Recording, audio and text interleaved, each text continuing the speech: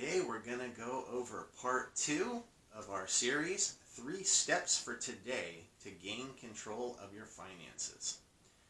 My goal is to share tips and tricks that I've learned in my 20 plus years being a financial advisor and banker to help you become more financially successful.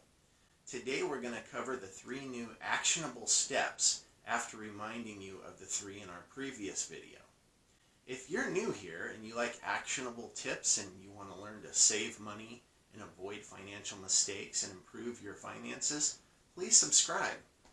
To make sure that you don't miss any videos and valuable tips, make sure you hit the notifications bell.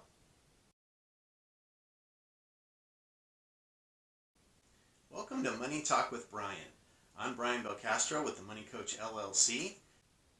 Now for the recap. In part 1, we discussed 3 tips. The first was get organized. We spoke about have files for all of your accounts. Number 2 was get your credit score. And the third was to start using credit cards properly. If you want the details on these 3 tips, I'll leave a link at the end of this video.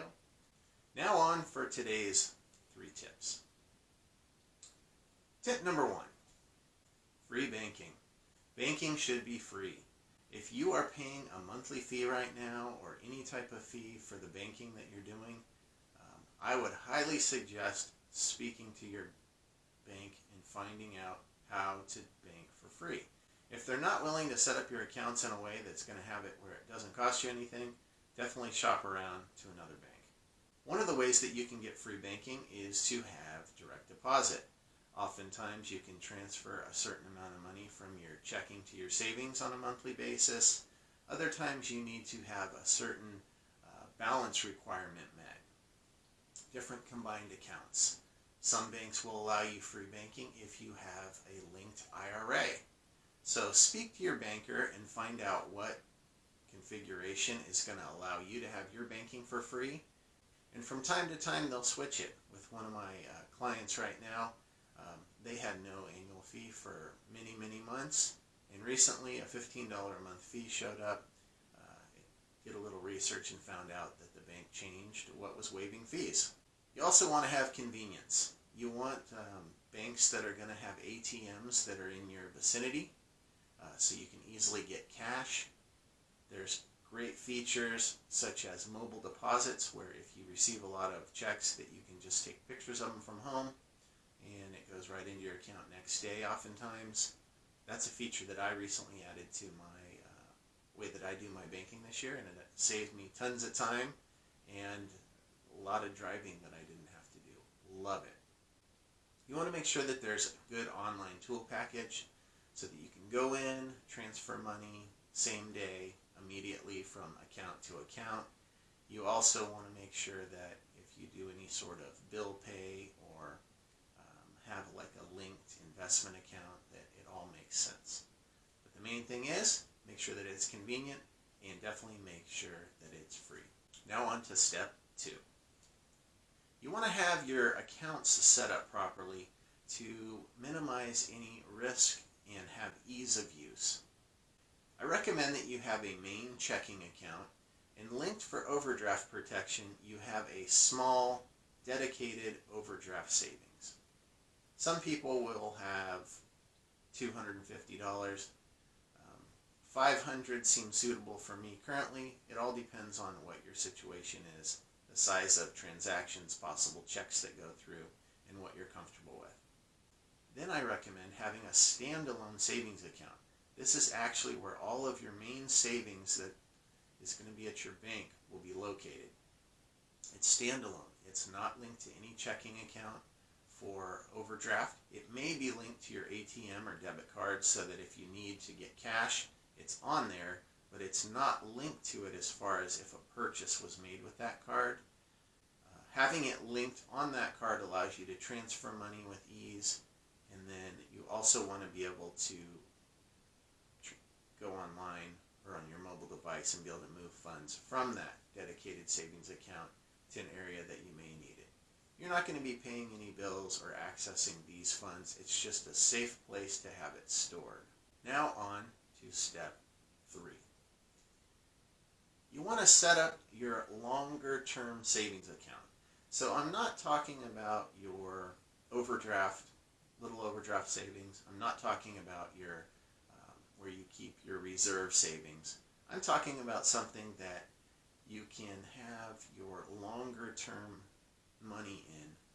You want to transition, if you haven't already, from getting pleasure from accumulating things that might give you pleasure in the moment, but they're really of no long-term value, to getting pleasure from seeing your accounts and your assets grow.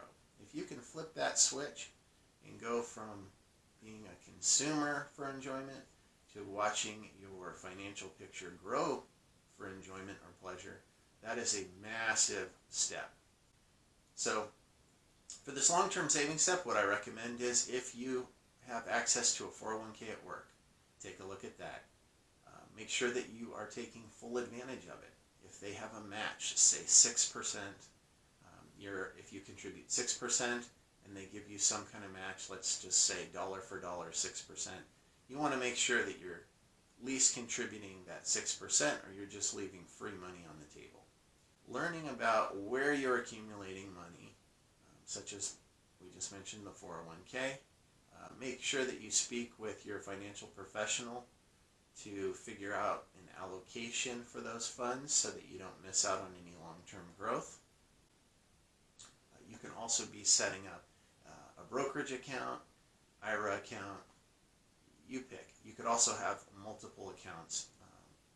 Just do what's best for your situation. Speak to your financial professional, speak to your tax professional, but make sure that you do have a long-term savings account or multiple long-term savings accounts in place that you can begin to add money to, and with proper management, watch grow for your future. So those are my 3 tips for today.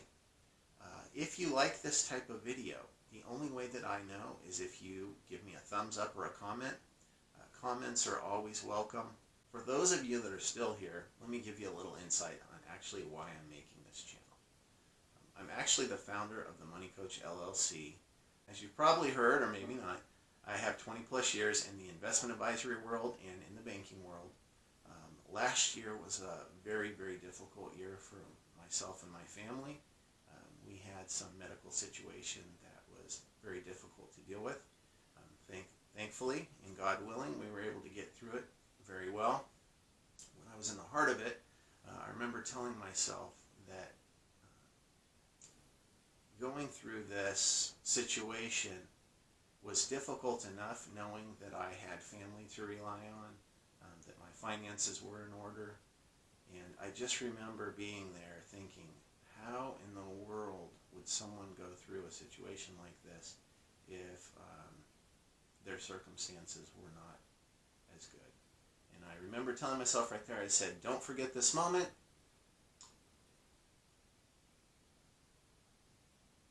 I remember telling myself right there, don't forget this moment. When we get back to real life, and when things are better, give back. And that's what this channel is.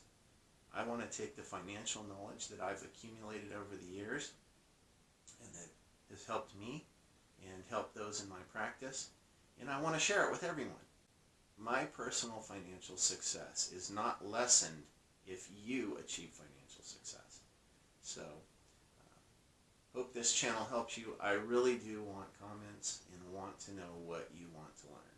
So there's tons of things. I already have a big list of different videos I'm going to create, but I'd really like to produce the videos that you want to see and help people along the way.